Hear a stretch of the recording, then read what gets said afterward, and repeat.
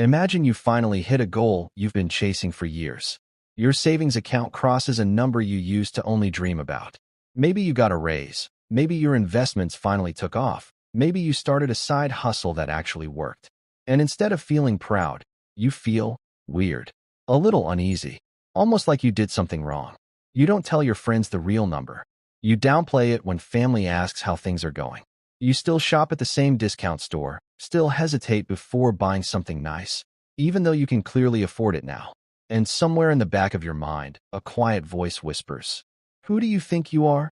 If this sounds familiar, you're not broken, and you're not ungrateful.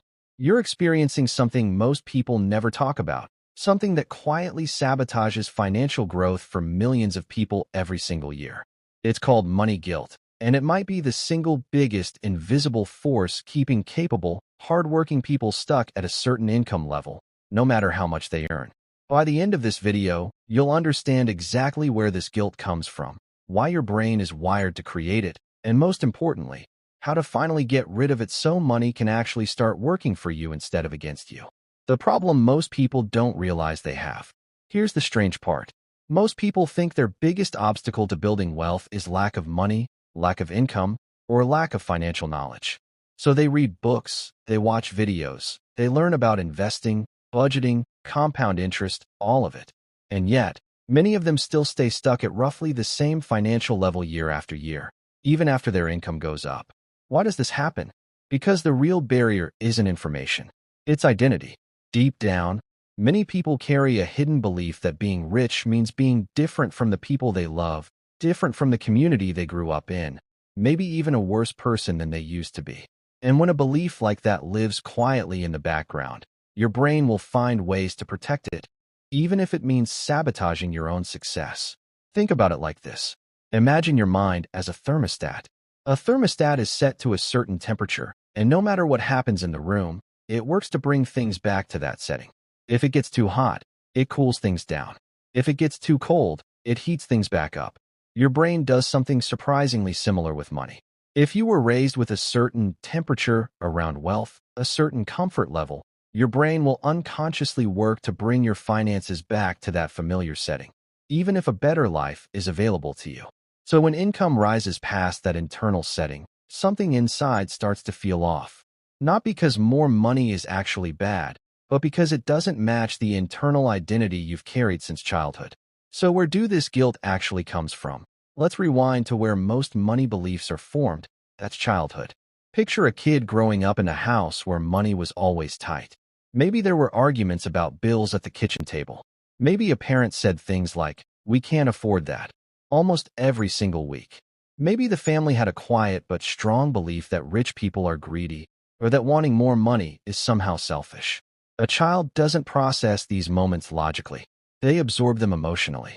So without even realizing it, that child grows up associating money with tension and associating wealth with becoming someone who is disconnected from the people around them. Now fast forward 20 years. That same child is now an adult who finally starts making good money. But here's the twist. Their nervous system never got the memo that it's safe to have more. So even though their bank account grows, an old emotional alarm goes off in the background, whispering that something isn't right. This is where guilt creeps in. Not because success is bad, but because it feels unfamiliar, and the brain often treats unfamiliar as dangerous. There's also a second layer to this, and it's just powerful. Humans are deeply social creatures. For most of history, survival depended on staying connected to your tribe, your family, your community. Standing out too much, having more than everyone else, could actually put your social bonds at risk. So somewhere deep in our evolutionary wiring, there's a subtle fear that says, if I rise too far above the people I love, I might lose my place among them. This is why so many people unconsciously downplay their success. It's not fake humility. It's an old survival instinct trying to protect social belonging, even when it no longer serves us. Guilt quietly sabotages wealth. Here's where it gets interesting and a little uncomfortable. Guilt doesn't just sit there as a feeling. It actually influences behavior in a very real, very costly ways. Let's say someone gets a big raise at work. Instead of using that extra income to invest, build savings, or grow long-term wealth, they might suddenly feel the urge to spend it. not because they desperately need new things, but because spending it brings their financial situation back to a level that feels more familiar, more normal. This is often called self-sabotage loop, and it's one of the most common invisible reasons people struggle to keep the money they earn. Or consider someone who avoids negotiating a higher salary, even though they clearly deserve it, because some part of them feels guilty asking for more. Or someone who avoids investing because growing wealth over time feels like it would somehow separate them from where they came from. Even something as simple as feeling awkward buying a nice meal or hesitating to book a comfortable flight, even when the money is clearly available, often traces back to this same root. It's not really about the price tag. It's about an old internal rule that says wealth equals danger, disconnection, or moral failure. This is the hidden trap.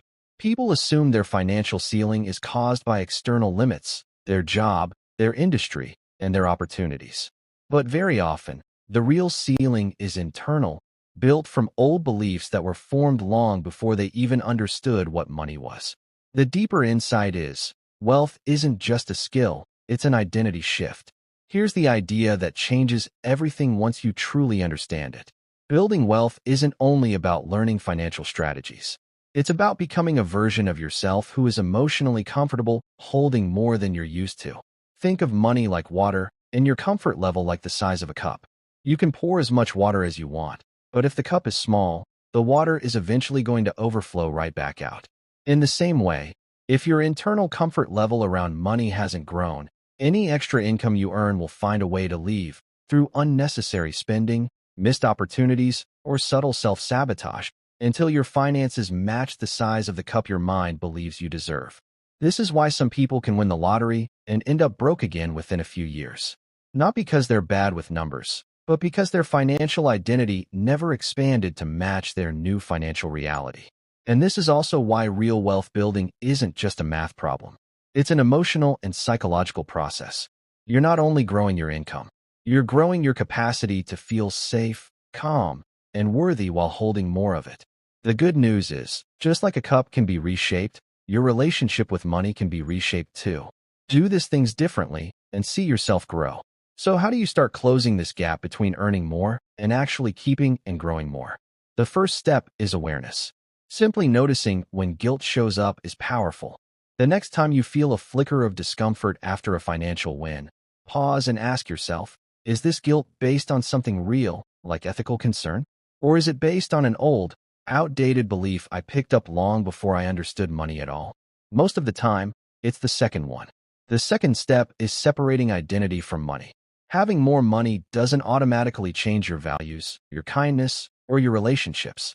Money is simply a tool, a resource, a form of stored energy that can be used well or poorly.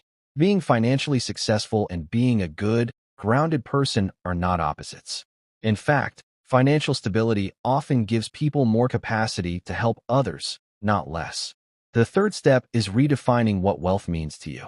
Instead of viewing wealth as becoming different from where you came from, start viewing it as becoming capable enough to support the people and causes you care about. This simple mental shift takes wealth building from something that feels selfish to something that feels purposeful. And finally, expand slowly and consistently. You don't need to force yourself into extreme spending or extreme frugality to prove a point. Instead, gently practice becoming comfortable with slightly more than you're used to. Let yourself enjoy a nice dinner without guilt. Let yourself invest consistently, even in small amounts. Let yourself say a real number out loud when someone asks how you're doing financially. Each small moment retrains your nervous system to see wealth as safe, not dangerous. Over time, this rewires the internal thermostat. And when that happens, growing your income stops triggering anxiety and starts feeling like something you can actually hold on to. At the end of the day, most people aren't struggling with money because they lack intelligence or effort.